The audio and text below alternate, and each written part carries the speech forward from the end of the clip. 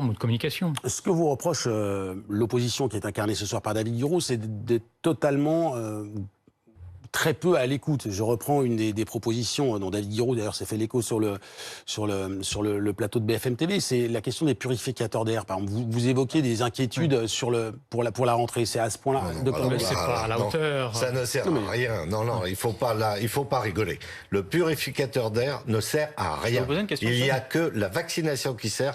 Le reste, je ne veux pas discuter parce que ça ne sert à rien. Je peux juste vous poser une question? Vous pouvez. Si ça sert à rien, pourquoi la ville de New York va équiper toutes ses classes de purificateurs d'air?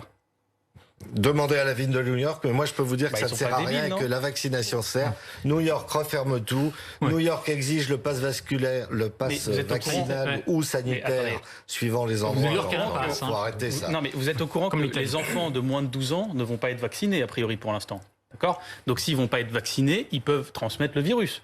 Donc les purificateurs d'air dans des salles fermées comme les salles de classe où il y a beaucoup d'enfants de 12 ans, quand même, a priori, hein, c'est possible qu'il y en ait quelques-uns à la rentrée. C'est pas absurde, c'est une proposition concrète. C'est absurde pour moi. Mais moi, il me semble que... Donc les New-Yorkais sont des débiles et voilà. Non, mais il semble que ça fait quelque chose.